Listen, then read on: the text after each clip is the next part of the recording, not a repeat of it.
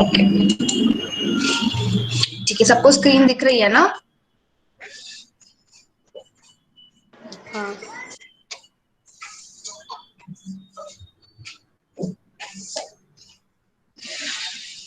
Okay so कल हमने third alignment algorithm start किया था, दैट इज स्कोरिंग मैट्रिसेस। ठीक है, the scoring systems is also called as a substitution matrix. सबसे पहले तो मुझे ये बताओ, क्या तुमको पता है सब्स्टिट्यूशन का मतलब क्या होता है, या सब्स्टिट्यूट का मतलब क्या होता है? जल्दी जल्दी हाँ। बोलो, क्या होता है सब्स्टिट्यूशन का मतलब in biology? In biology what do you mean by substitution? उस एलिमेंट के जगह उसके जैसे सिमिलर एलिमेंट हम सब्स्टिट्यूट करते हैं।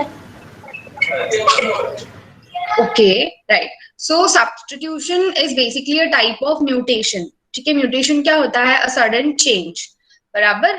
तो substitution is a type of mutation. ठीक है, तो सब्स्टिट्यूशन या तो दो प्यूर, अगर we are talking about nucleotides अगर हम बात करें, लाइक डीएनए आरएनए की बात कर रहे हैं, तो substitution happens there, it would mean या तो ट्रांसलेशन हो रहा है या तो ट्रांसवर्जन हो रहा है। ठीक है, सब्स्टिट्यूशन में ट्रांजिशन का मतलब क्या होता है कि अगर एक प्यूरिन एंड प्यूरिन एक्सचेंज होते हैं, या पिरिमिडिन पिरिमिडिन एक्सचेंज होते हैं। ठीक है, मेरे ए की जगह अगर जी चला जाता है, या जी की जगह ए आ जाता है, सी की जगह टी आ जाता है, या टी की जगह सी आ जाता है, ठीक है, that would be your substitution. Okay, now, scoring matrices for nucleotide sequences are relatively simple. Why they are simple? क्योंकि चार ही bases है, बराबर, एडेनिन, ग्वानिन, साइटोसिन, थाइमिन। तो जो भी सब्स्टिट्यूशन होगा इन चारों के बीच में ही होने वाला है। But when you talk about amino acids या प्रोटीन्स, बेसिकली अमीनो एसिड्स की हम जब बात करते हैं, there are 20 amino acids, correct? Substitution can happen between any of them, या उनके आपस में ही हो सकता है। That is why scoring matrices for amino acids become a little complicated as compared to nucleotide sequence. Okay. Now, a positive value or a high score is given for a match, and a negative value or a low score for a mismatch. Match क्या होता है?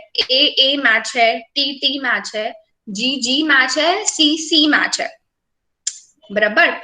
Negative value क्या? Negative value यानी mismatch कब होगा? जब A T है, या ए जी है, सी टी है, सी ए है, जी सी है, जी टी है, तब वो मिसमैच होता है। तो वहां पे मैट्राइस उसको नेगेटिव स्कोर देगा, या उसको एक लो स्कोर देगा, डिपेंडिंग ऑन द सब्स्टिट्यूशन, जो हम आगे पढ़ने वाले। ठीक है, the assignment is based on the assumption that that the frequencies of mutations are equal for all bases.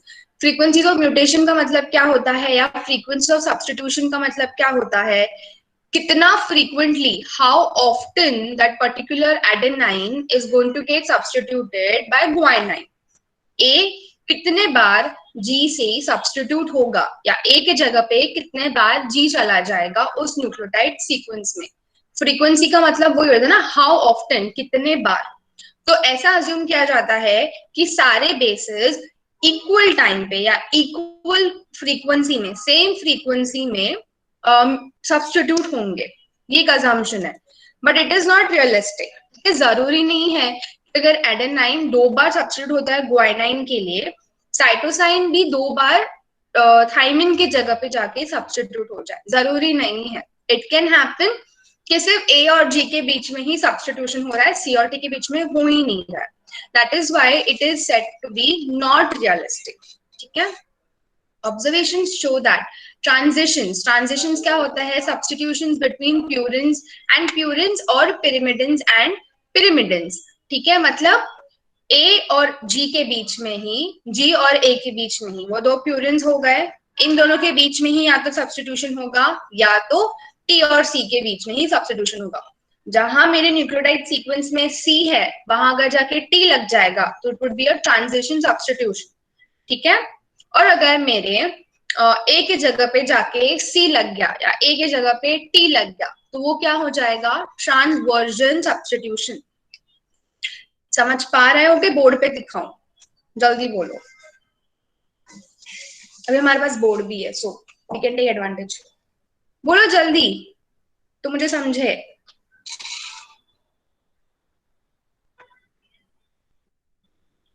अरे बोलो, समझा कि नहीं ये पॉइंट?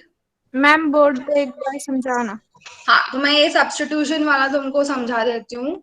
के लिए मुझे यहाँ पे जाके अनम्यूट होना पड़ेगा, आई मीन म्यूट होना पड़ेगा कि मैं मेरे फोन से बोलूँ। हाँ अश्लेषा, जब भी बोलना है ना you have to speak. Transduction and transformation. मेरा टाइम वेस्ट जा रहा है। हाँ तो कितना टाइम लगता है बोलने के लिए?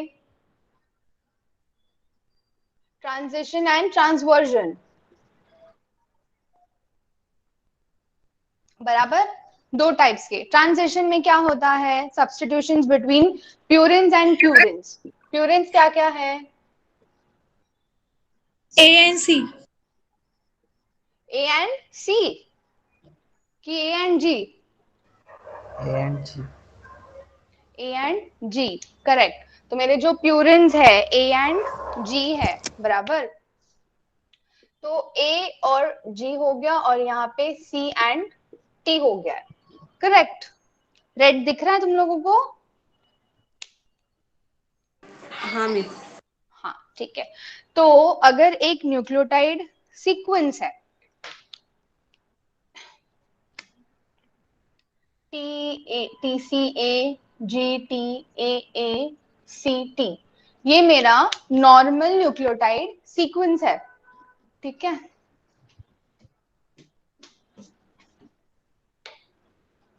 तुम लोगों को भी रिफ्लेक्शन आ रहा है क्या बोर्ड पर? मैम वो ट्यूबलाइट बंद कर दो। हाँ मैम वो लाइट बंद कर दो। हाँ ठीक है, मैं वाज जस्ट चेकिंग। ओके तो ये तुम्हारा नॉर्मल पीछे एक वाला न्यूक्लियो, भी, क्या पीछे वाला भी? पीछे वाला ट्यूबलाइट भी। अभी अभी अब clear है। परफेक्ट दिख रहा है मैम। अभी ठीक है? Yes ma'am. All right. तो ये तुम्हारा नॉर्मल न्यूक्लियोटाइड सीक्वेंस है, okay. TCAGTAACT is your normal nucleotide sequence.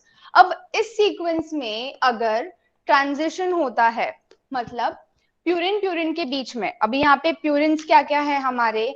ए और जी है, बराबर, और यहाँ पर ए और ए है। अगर इस ए के जगह पे जी चला गया, okay, instead of this A I have G, तो वो क्या होने वाला है? मेरा सब्स्टिट्यूशन हो जाएगा, ठीक है। तो मेरा न्यूक्लियोटाइड सीक्वेंस क्या बन जाएगा? T C G G T A C T, बराबर। ऐसे ही होगा ना मेरा sequence? Yes ma'am. right? And if the transition substitution takes place between pyrimidines and pyrimidines, यानी कि ये यहाँ पर C के जगह पे अगर T चला गया, ठीक है, तो क्या हो जाएगा? वो मेरा सीक्वेंस TCAGTAATT हो जाएगा, बरोबर। तो this is the transition substitution that is happening and it is said according to observations कि ट्रांजिशंस जो होते हैं वो ट्रांसवर्जन से ज्यादा होते हैं। अभी ट्रांसवर्जन में क्या हो रहा है? प्यूरिन के जगह पे पिरिमिडिन चला जाता है, इनकॉर्पोरेट हो जाता है। तो अगर ये मेरा सीक्वेंस है, ठीक है, I am talking about transversion, मैं अब ट्रांसवर्जन की बात कर रही हूँ। ट्रांजिशन सबको समझा? किसी को अभी भी कोई डाउट है? No ma'am. No ma'am. So now I'm talking about transversion. Transversion में क्या हो रहा है? प्यूरिमिडिन की जगह पे पिरिमिडिन इनकॉर्पोरेट होता है या पिरिमिडिन की जगह पे प्यूरिन इनकॉर्पोरेट होता है। मतलब ये A मेरा प्यूरिन है, इसके जगह पे C या T इनकॉर्पोरेट हो जाएगा, या फिर मेरा ये पिरिमिडिन है यहाँ पर, ये C के जगह पे मेरा A या G प्यूरिन इनकॉर्पोरेट हो जाएगा। अब समझा दोनों के बीच में difference? Yes ma'am. Yes. Okay ठीक है। तो इट इज सेड कि जो ट्रांजिशन होता है, ट्रांजिशन वाला जो सब्स्टिट्यूशन होता है वो सबसे ज्यादा होता है। It is happening more often than transversion, ठीक है। अगर ट्रांसवर्जन वाला सब्स्टिट्यूशन होता है तो क्या हो जाएगा? तुम्हें क्या लगता है? Anyway substitution is a mutation, correct. Anyways वो ये एक म्यूटेशन है। म्यूटेशन का मतलब क्या है? चेंज, ओके तो अगर ट्रांसवर्जन होते रहेगा तो क्या हो जाएगा, म्यूटेशन जो रहेगा इट वुड बी फंक्शनल और नॉन फंक्शनल। तुम्हें क्या लगता है, अच्छा वाला म्यूटेशन रहेगा या बुरा वाला म्यूटेशन रहेगा, बोलो। बुरा। अरे बोलो भाई, बुरा वाला ऑफ कोर्स, बिकॉज क्या हो जाएगा, अगर ये मेरा नॉर्मल सीक्वेंस है, ठीक है, मेरा TCAGTAACT, hypothetically it is a normal sequence, ठीक है। इसका जब ट्रांसक्रिप्शन होगा वो एमआरएनए बनेगा, एमआरएनए का होके ट्रांसलेशन वो प्रोटीन बनेगा, it is going to form a functional protein, ठीक है। This is suppose to form or produce or translate or code for a functional protein, ठीक है, it is going to code for a functional protein, बराबर।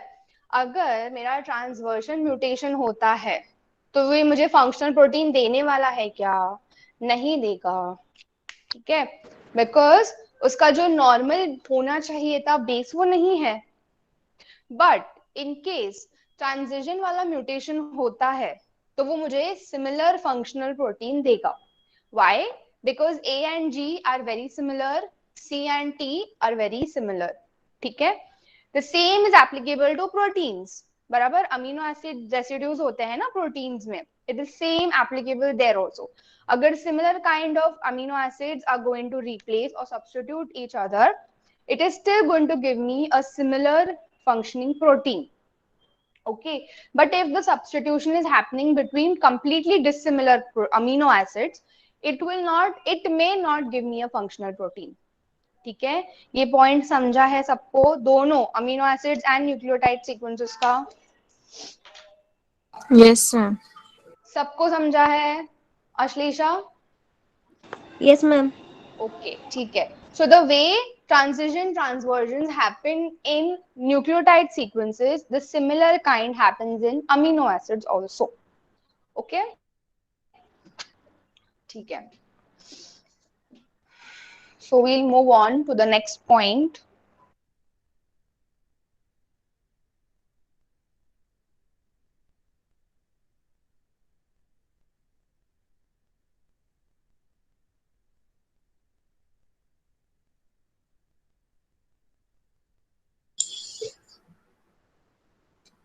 ठीक है।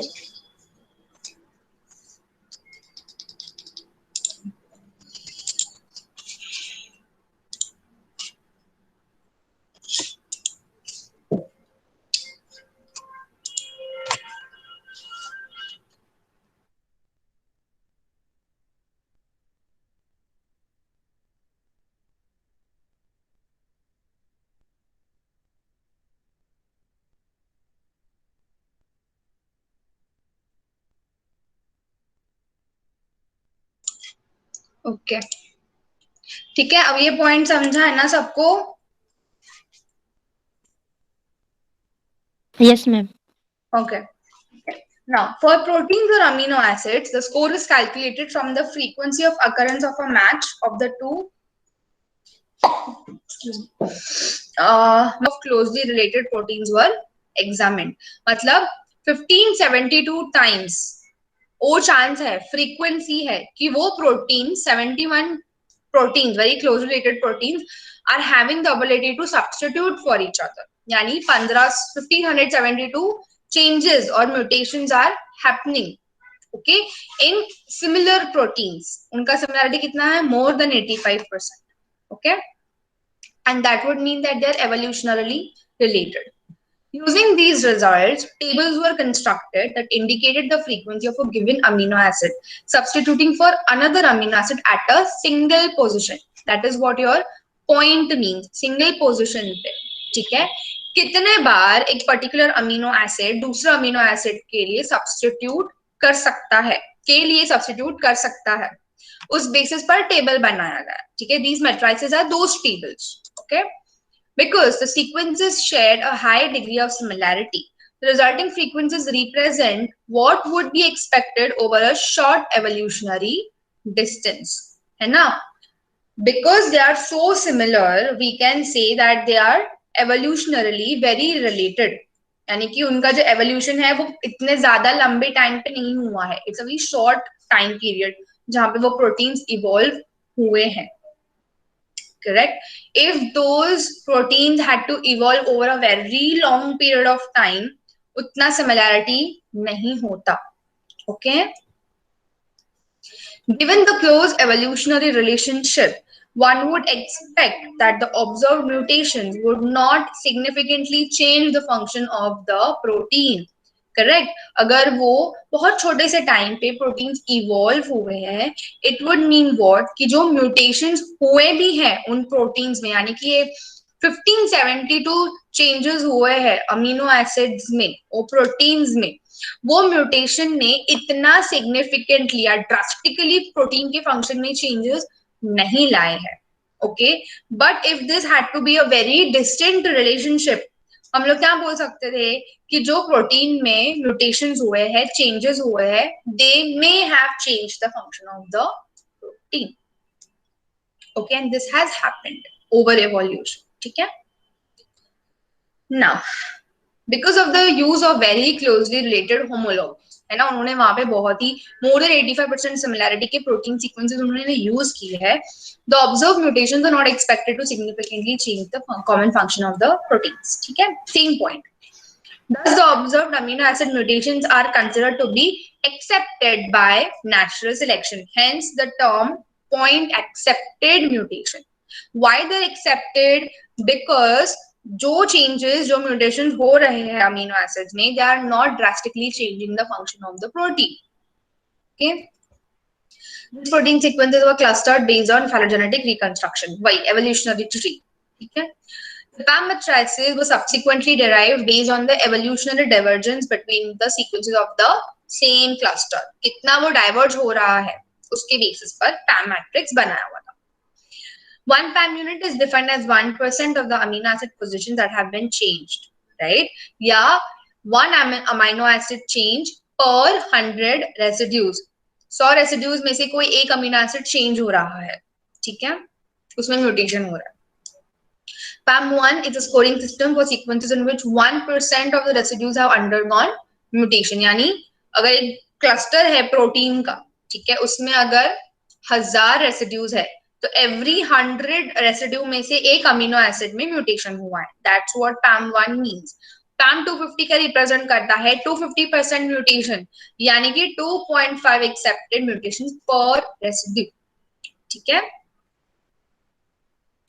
PAM tries to model what happens at long evolutionary distances derived from closely related sequences. ये हम इसका मतलब हमने पहले स्लाइड में देख चुके हैं. ठीक है.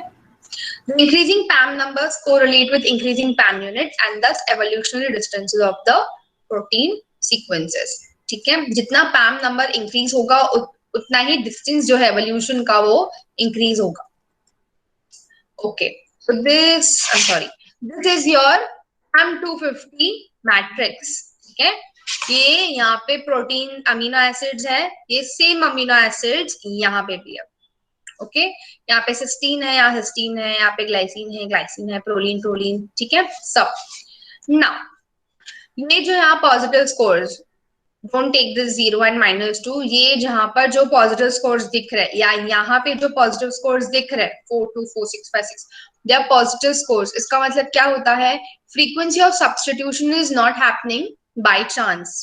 ठीक है. It is going to happen. Why? Because they are evolutionarily related. And positive scores कब मिलेंगे? जब amino acid substitution is happening between similar residues. Okay. अब यहाँ पे 0, 0 है. Why this 0 score? Because the substitution is happening between weakly similar residues.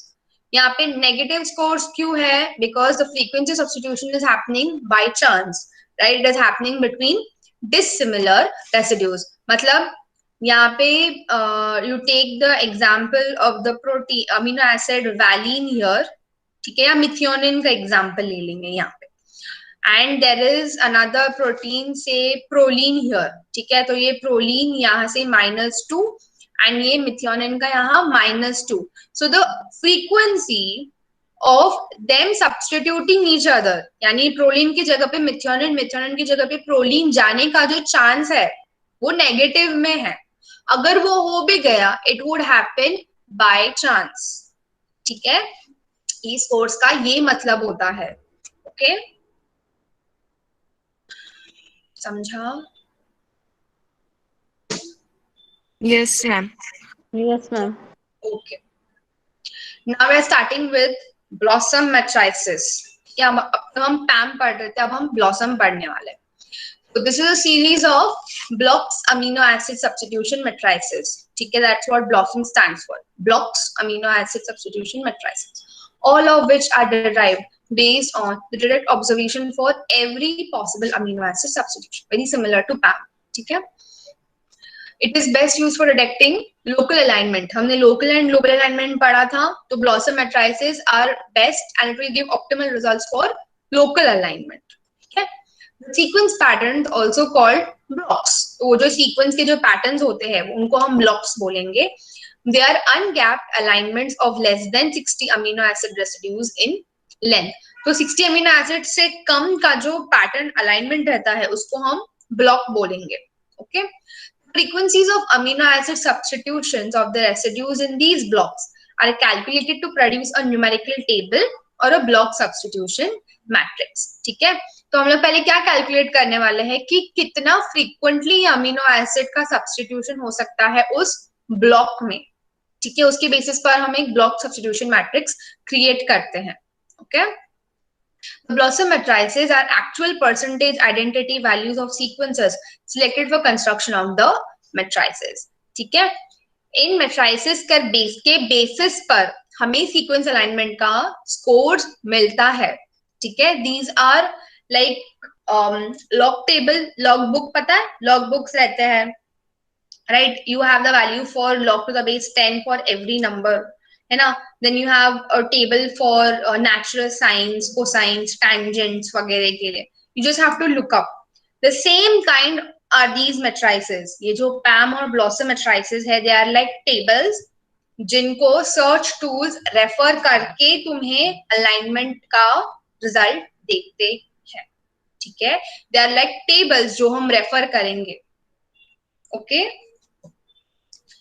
for example, BLOSUM 62 is going to indicate that the sequences selected for constructing the matrix share an average identity of 62%. तो जो similarity है दोनों sequences के बीच में, it is 62%.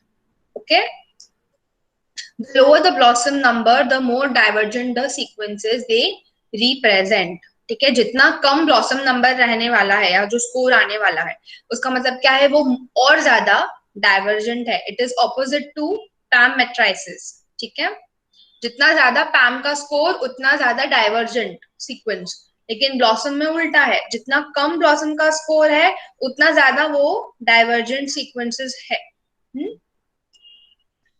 Now, what is the approach to BLOSUM matrices to construct locally align each feature to get blocks? है ना?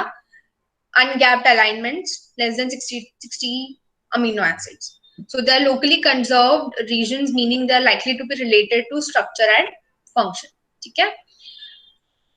Blocks are going to contain sequences at all different evolutionary distances and may be highly biased. That is, it is going to have many identical sequences.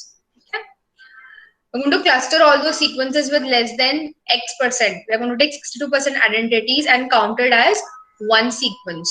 Okay? If X is 100%, it will remove all the identical sequences.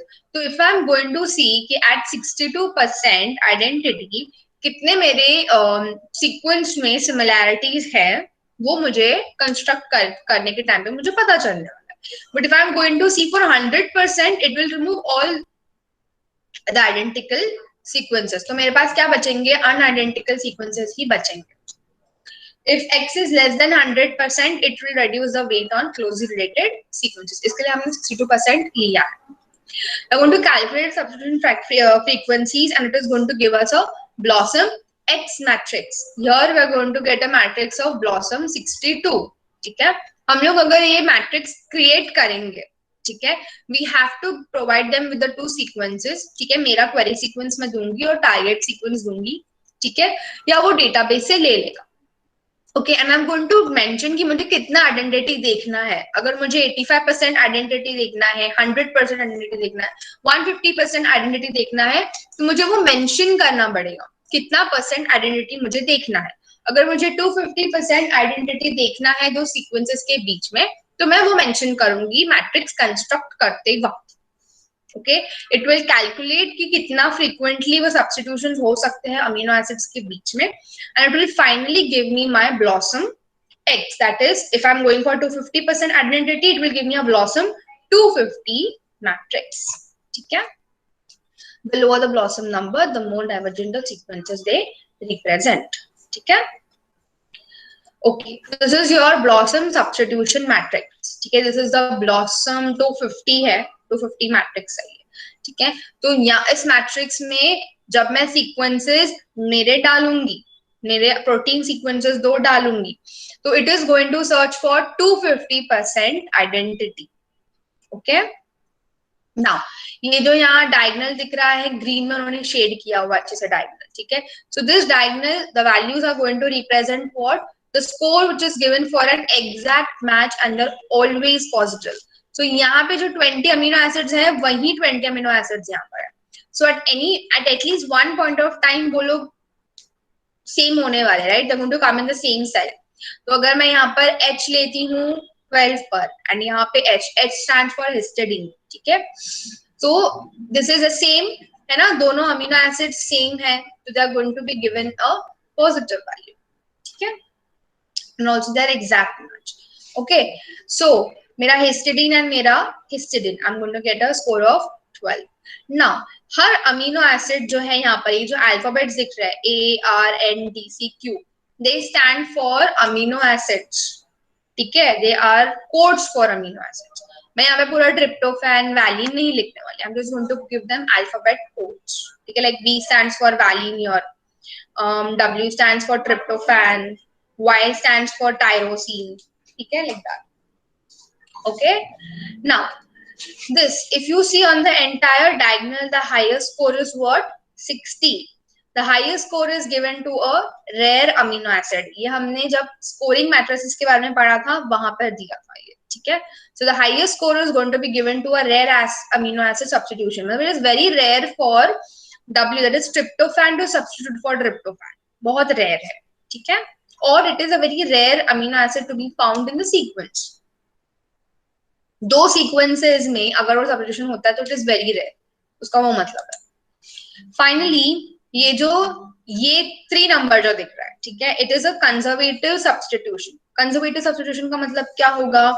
जो substitution या mutation हो रहा है, it is going to happen between similar amino acid residues, जिसके वजह से जो protein का फंक्शन स्ट्रक्चर है वो कंजर्व्ड रहेगा, वो चेंज नहीं होगा।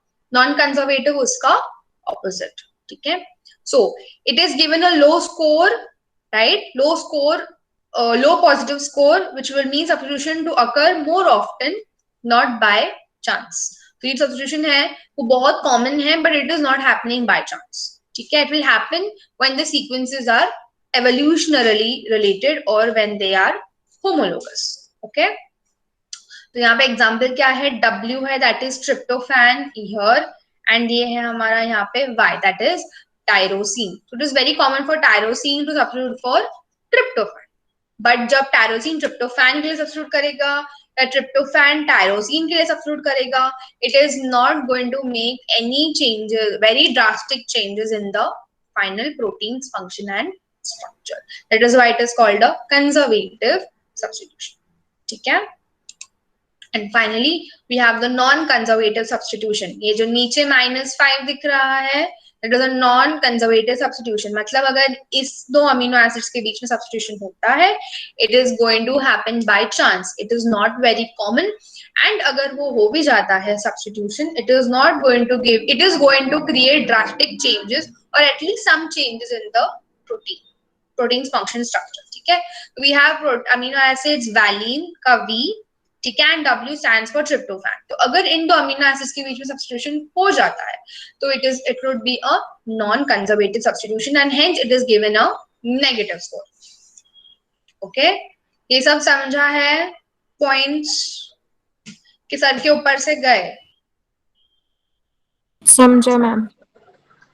सबको समझा है? मैम कंजर्वेटिव वाला वापस बताओ। कंजर्वेटिव, सो कंजर्वेटिव सब्स्टिट्यूशन में क्या होता है? Substitution is mutation, correct? तो हमने देखा दो टाइप्स के थे, ट्रांजिशन, ट्रांसवर्शन, ठीक है। कंजर्वेटिव सब्स्टिट्यूशन में क्या होगा? जब म्यूटेशन हो रहा है या अमीनो एसिड्स के बीच में सब्स्टिट्यूशन हो रहा है तो वो सब्स्टिट्यूशन एक तो सिमिलर अमीनो एसिड्स के बीच में हो रहा है, ठीक है, और उस सब्स्टिट्यूशन के वजह से जो मेरा प्रोटीन है उसके फंक्शन या स्ट्रक्चर में इतना ड्रास्टिक चेंज नहीं आ रहा है, वो फंक्शनल ही रहेगा। That what is your conservative substitution. तो अगर मेरे ट्रिप्टोफैन की जगह पे अगर टायरोसिन जाता है, ये W मेरा ट्रिप्टोफैन है, ठीक है, ये मेरा ट्रिप्टोफैन है और ये Y यहाँ पे मेरा है टायरोसिन, ठीक है। तो W के जगह पे अगर Y सब्स्टिट्यूट हो जाता है यानी ट्रिप्टोफैन की जगह पे अगर टायरोसिन, ये सब कब होगा? जब मेरा डीएनए सीक्वेंस जो है वो ट्रांसक्रिप्शन होकर ट्रांसलेशन हो जाता है। तो ट्रांसक्रिप्शन के टाइम पे जब एमआरएनए बनता है और उसका ट्रांसलेशन जब होता है, ठीक है, तो उसके टाइम पे प्रोटीन जब बन रहा है, ट्रांसलेशन के टाइम पे बनेगा प्रोटीन, करेक्ट? तो उस टाइम पे अगर ट्रिप्टोफैन के रेसिड्यू की जगह पे अगर टायरोसिन सब्स्टिट्यूट वहां हो जाता है या टायरोसिन की जगह पे ट्रिप्टोफैन सब्स्टिट्यूट हो जाता है, तो it is not going to create और ड्रास्टिकली चेंज प्रोटीन में, वो नहीं लाएगा। It will still be functional. Okay, if it is suppose to be a structural protein, keratin अगर उसका बनने का काम है, it is still going to produce a functional keratin, ठीक है। But when you talk about non-conservative substitutions which is happening between tryptophan and between valine here, बराबर, उनके बीच में अगर सब्स्टिट्यूशन होता है यानी ट्रांसलेशन के टाइम पे जब प्रोटीन बन रहा है ना, मेरा मेरा अमीनो एसिड पॉलीपेप्टाइड बन रहा है, ट्रिप्टोफैन जहां होना चाहिए था उसी जगह पे वैलिन आके सब्स्टिट्यूट अगर हो जाता है तो इट इज पॉसिबल मेरा जो प्रोटीन बनेगा इट इज नॉट फंक्शनल या उसके स्ट्रक्चर और फंक्शन में कुछ तो चेंज आ गया। Okay, that is why it is given a negative score, and because it does not have जो frequency है ये substitution का, it is not very often, ठीक है। और अगर वो हो भी गया तो वो बाय चांस हो जाता है। They are dissimilar amino acids. Non conservative में जो अमीनो एसिड्स का सब्स्टिट्यूशन होता है they are dissimilar amino acids. पैम matrix में पढ़ा था, करेक्ट? एंड जो कंजर्वेटिव सब्स्टिट्यूशन हो रहा है that is happening between similar amino acids, क्योंकि दे सिमिलर अमीनो एसिड्स, उनके जो प्रोटीन है उसके फंक्शन में कोई चेंज नहीं हो रहा है। बट सिंस नॉन कंजर्वेटिव में डिसिमिलर अमीनो एसिड्स का सब्स्टिट्यूशन हो रहा है, there is some change in the function और the structure of the protein. अब समझा? समझा? Yes ma'am. हाँ, नहीं, किसको नहीं समझा?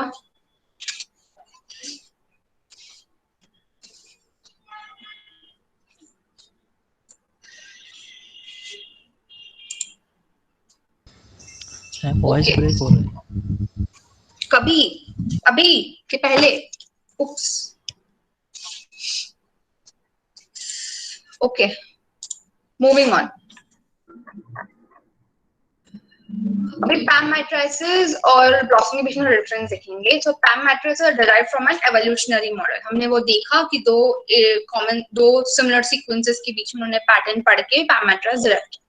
They are most often used for reconstructing phylogenetic tree values which are less realistic for divergent sequences. यानी कि पैम मैट्रिसेस हम नॉर्मली यूज कब करते हैं? जब हमें रिकंस्ट्रक्ट करना है एवोल्यूशनरी रिलेशनशिप या फाइलोजेनेटिक ट्री, ठीक है, and it is not optimal for divergent sequences, ठीक है। सिमिलर सीक्वेंसेस के लिए ठीक है। The PAM1 matrix is based on the global alignment of full length sequences composed of both conserved and variable regions. Okay? Blossom matrices are consisting of entirely direct observation. Directly they are also based on PAM matrices, scoring matrices जो है उसका जो base है उसके basis पर ही PAM blossom matrices है, ठीक है? But they are consisting of entirely direct observation. यानी कि substitution हो रहा है अमीनो एसिड के बीच में, उन्होंने वहां observation दे दिया, यानी positive, negative, zero score. They may have less evolutionary meaning. Okay? Blossom matrices are entirely derived from local sequence alignments of conserved sequence blocks. PAM for global, Blossom local. Okay? Blossom matrices may be more advantageous in searching databases and finding conserved domains in proteins. है ना? Blossom matrices outperform the PAM matrices in terms of accuracy of local alignment because PAM matrices are more global and जो alignment होता है वो global होता है, right? And Blossom में क्या है? Local alignment होता है. That is why it outperforms because ultimately local alignment is going to give me more optimal results than global alignment. ये भी हमने पहले देखा हुआ. This renders the values for Blossom matrices more reliable. ठीक है? Now, how do you know when to select an appropriate scoring matrix? ठीक है? So if you want to check for similarities, short alignments that are highly similar, similarity सिर्फ 70 to 90% similarity अगर मुझे देखना है तो I can go for PAM40 जिसमें वो मुझे 40% तक का similarity देगा, ठीक है? Identity देगा मुझे, ठीक है? अगर मुझे members check करना है एक protein family के, I can go with PAM160, okay? Longer alignments of more divergent sequences, PAM250, ठीक है? वो मुझे global alignment देगा. फिर short alignment that are highly similar, I can go with Blossom 90 or I can go with PAM40. दोनों भी amino acid matrices है, लेकिन Blossom is going to give me much better results than PAM, right? Because वो लोग local alignment करने वाले हैं. Then if I have to detect a member of a protein, I can go with Blossom 80. If I have to find all potential similarities between two protein sequences, I can go with Blossom 62. And if I want to check longer alignments of more divergent sequences, I can go with Blossom 30. Okay, these are examples of matrices. Okay. And what are the equivalents for PAM and Blossom? तो PAM 100 का equivalent is Blossom 90, PAM 120 का Blossom 80, PAM 160 का Blossom 60, PAM 200 का Blossom 52 and PAM 250 का equivalent Blossom 45. ठीक है? These are just examples. Even if you don't study or remember it, it's fine. ठीक है? At least theory exam के लिए. Maybe unit test में ये पूछ सकते हैं as MCQs. It could be asked. Okay. यहाँ तक सबको समझा है PAM matrices and ये PAM and Blossom सबको समझा हुआ है? किसी को कोई डाउट है? No, ma'am. ओके, ठीक है. अभी अपन क्या करेंगे? 5 मिनट का ब्रेक ले लेते हैं, ठीक है? 5 to 7 minutes का ब्रेक लेके we will discuss dot and dynamic. ठीक है? Okay, ma'am.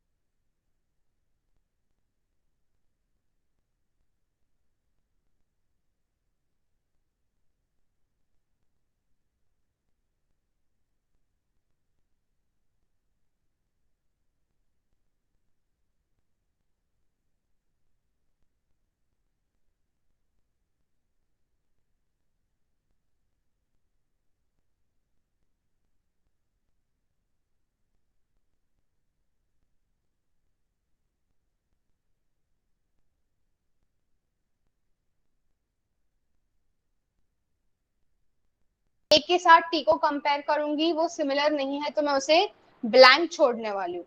ए को ए के साथ कंपेयर करूंगी, दे आर सिमिलर, तो मैं वहां पर एक डॉट डालूंगी।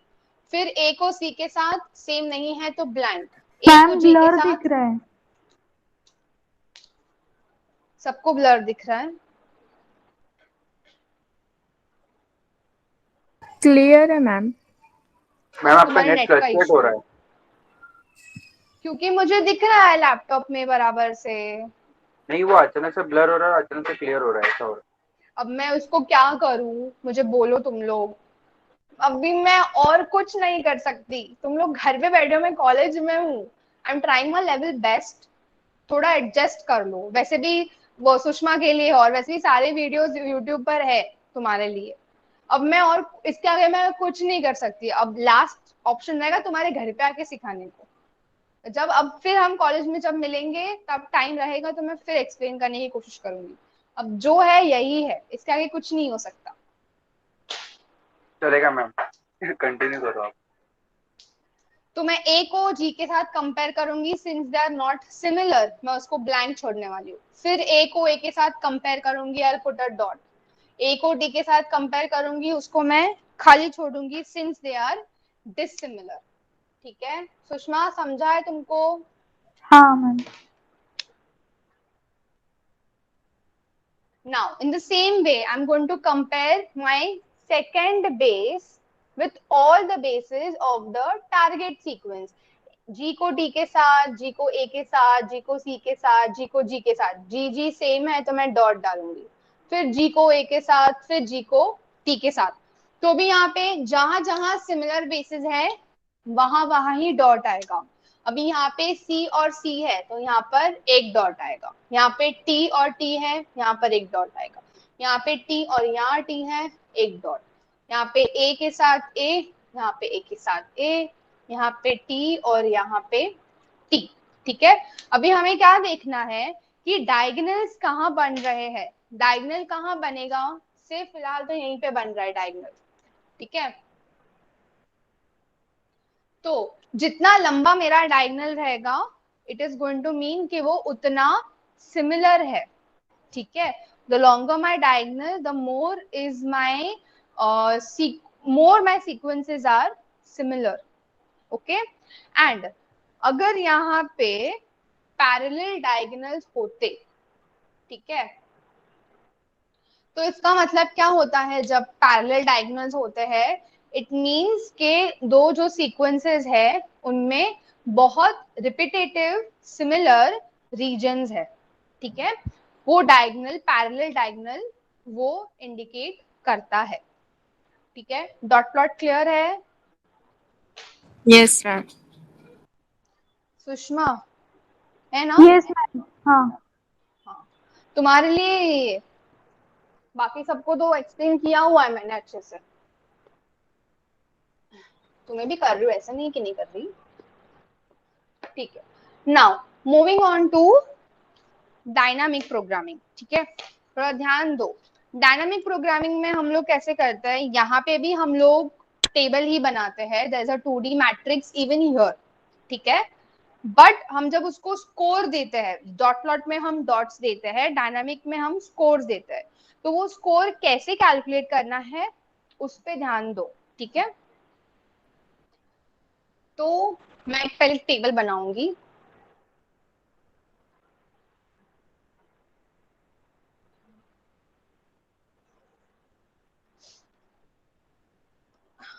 ओके, मैं सीक्वेंसेस लेने वाली हूँ। मेरा S sequence is going to be GCCCTA GCG। ठीक है, एंड मेरा T sequence is going to be GCGCAT AATG। ठीक है, ये मेरे दो सीक्वेंसेस है। तो जैसे हम डॉट प्लॉट में एस सीक्वेंस को हॉरिजॉन्टल एक्सिस पे प्लॉट कर लिखने वाले हैं, वैसे ही हम यहाँ पर भी लिखने वाले हैं। ठीक है, उसके पहले मैं रोज एंड कॉलम्स बना देती हूँ।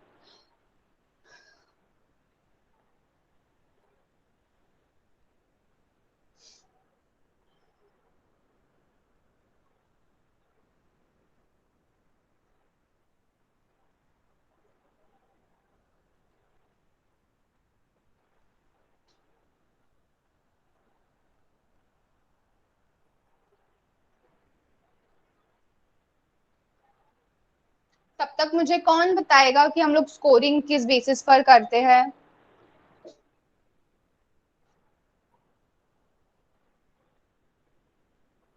V1 V2 V3 अरे value of V1 V1 V2 V2 V3 right, correct. और क्या था? उतना ही था। If C1 is V3 बोलो बोलो।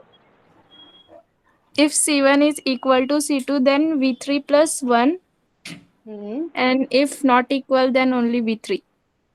वैल्यू ऑफ V3, ठीक है। अभी मैं जब इसमें मैं जब मेरे सीक्वेंसेस लिखने वाली हूँ, I am always going to leave 2 columns and 2 rows, ठीक है। तो अभी मैं since I am leaving 2 columns, मैं 3rd कॉलम से सीक्वेंस लिखना शुरू करूंगी, right. So I am going to start writing my S sequence here, ठीक है। मेरा एस सीक्वेंस मैं यहाँ लिखूंगी, टी सीक्वेंस वर्टिकल पे। I am going to start from the 3rd cell, ठीक है। G C C C T A G C and G. The same way, I'm going to leave 2 rows here and start from the 3rd row. तो क्या आएगा? G C G C A A T G, बराबर। यहाँ पे 2 column छोड़े, यहाँ 2 रो छोड़े, okay. Now since यहाँ पे और यहाँ पे देयर आर नो बेसिस, है ना, हम यहाँ पे भी न्यूक्लियोटाइड सीक्वेंसेस का कर रहे हैं अलाइनमेंट, ठीक है। We are not doing for amino acids, okay, क्योंकि न्यूक्लियोटाइड समझना इज मच इजियर, 4 ही बेस है इसीलिए। सो सिंस यहाँ पे जहाँ पे मैंने रेड मार्क किया है, there are no basis here, वहां पे क्या आने वाला है? स्कोर 0 आएगा, ओके। एंड यहाँ पूरा भी 0 आएगा। तो मेरे 2nd रो में एंड तक मैं 0 लिखने वाली हूँ, and same in the column, ठीक है। 2nd कॉलम में मैं पूरा 0 लिखने वाली हूँ, ठीक है। Now comes the scoring part. लेकिन वो स्कोरिंग के पहले क्या याद रखना है important? V1 V2 and V3, ठीक है। पहले तो V1 V2 and V3 important है, इन्हें याद रखना है, along with C1 and C2, okay. अभी ये मेरा जो सेल है यहाँ पे, it is my empty cell, ठीक है। ये सेल मेरा एम्प्टी सेल है और मुझे उसमें एक स्कोर देना है। So before I give it a score, मैं क्या क्या कंसिडर करने वाली हूँ? I will first consider this cell V1, correct. मैं पहले वो V1 कंसिडर करूंगी। उसके ऊपर ये सेल का जो ऊपर है, above the above cell, that is going to be my V2, and the cell which is diagonal, this will be my V3, okay. The cell which is left to my empty cell is my V1, जो cell मेरे empty cell के ऊपर है वो V2 है, और जो cell मेरे अबव लेफ्ट यानी कि लेफ्ट साइड पे डायगोनल है वो मेरा V3 है, ठीक है। V1 V2 V3 क्या है वो समझा Sushma? Yes ma'am. Okay. Now C1 C2 क्या है? ये मेरा जो बेस है यहाँ पे, ये मेरा G और ये मेरा G, ये C1 ये C2, फिर ये C1 ये C2, ये C1 ये C2, ठीक है, वैसे रहेगा वो। अभी हम जब यहाँ पे स्कोर भरने वाले हैं, हम उसको कैसे स्कोर करने वाले हैं? डिपेंडिंग कि ये V1 V2 और V3 में सबसे बड़ा या मैक्सिमम स्कोर किसका है, ओके। इन तीनों में से जिसका भी मैक्सिमम स्कोर रहेगा वो मैं इस सेल में भरूंगी, any empty cell, okay. I will fill that cell, I give it a score depending कि V1 V2 और V3 में सबसे मैक्सिमम या सबसे बड़ा किसका स्कोर है, ओके। अभी यहाँ पे मुझे ये भी याद रखना है कि मैं V3 का वैल्यू कब भरूंगी? when C1 is equal to C2, ठीक है। मैं पहले चेक करूंगी क्या मेरा C1 मेरे C2 से इक्वल है क्या? अगर है तो मैं कैसे भरने वाली हूँ उसको? V3 + 1। V3 में जो भी वैल्यू रहेगा मैं +1 करके उसको इस सेल में भरूंगी। But what will happen if C1 is not equal to C2? मैं सिर्फ V3 का वैल्यू उसमें भरूंगी, ठीक है। And also I will also consider V1, V2 और V3 में सबसे बड़ा नंबर या स्कोर किसका है, ठीक है। So I am going to start filling the table, ठीक है। अभी मुझे ये टेबल, ये सेल फिल करना है, ठीक है, ये वाला। मैं उसे किस बेसिस पे पहले स्कोर करूंगी? I will check for V1, V2 and V3। तीनों का वैल्यू क्या है? 0 है, बराबर। Since the value for all the three is 0, I will also consider कि is my C1 equal to C2? G and G है, equal है, तो मैं क्या करूंगी? I will go with V3 + 1। तो मैं उसको पहले एरो पॉइंट करूंगी टुवर्ड्स V3 एंड राइट 1, ठीक है। इस एरो का मतलब क्या होता है? मैंने इस सेल में स्कोर किस बेसिस पे भरा? V3 के बेसिस पे भरा, ठीक है। वो डायगोनल एरो का वो सिग्निफिकेंस है। अब मुझे सेकंड सेल भरना है, ठीक है। पहले मैं देखूंगी कि are they similar? No, they are not similar. तो मैं क्या करूं? I will go with V3 is equal to C1 is not equal to C2। मतलब मैं आइडियली V3 का वैल्यू भरूंगी, लेकिन I have to also consider what is the maximum score between V1, V2 and V3। इस cell का V1 ये है, V2 and V3 है, बराबर। तो मैं इस सेल में किस बेसिस पे स्कोर भरूंगी कि इन तीनों में से सबसे बड़ा वैल्यू किसका है? तो सुषमा मुझे बोलो कि V1, V2 और V3 में सबसे बड़ा स्कोर किसका है? V3 का। V3 का? डायगोनल है तुम्हारा V3, ये तुम्हारा V1 है। So you will go with V1 ना, तो तुम V1 के तरफ एरो पॉइंट करके 1 लिखोगी, ठीक है। Now I want to fill this cell. So again I will compare my C1 with C2. They are not equal. I will then see V1, V2, V3 में बड़ा कौन सा है? Again V1 बड़ा है। I will point towards V1 and write 1, ठीक है। This will continue until I come to a similar or to a match, ठीक है, जब तक G और G नहीं आता तब तक। तो again I will continue filling this like this based on V1। अभी यहाँ पे G है और यहाँ पे G है, मैच हुआ, मतलब C1 is equal to C2। तो मैं इस सेल में किस बेसिस पे भरूंगी? V3 + 1 के बेसिस पर। I'll point the arrow towards V3 and write 1। 0 + 1 is equal to 1, ठीक है। अभी फिर G और C है, C1 is not equal to C2। तीनों में से सबसे बड़ा वैल्यू किसका है? V1 का है, तो I'll write 1। अगेन G है यहाँ पे, तो G and G, C1 is equal to C2। I will point the arrow towards V3 and write 1, ठीक है। समझा ये? और किसी को कोई डाउट है क्या?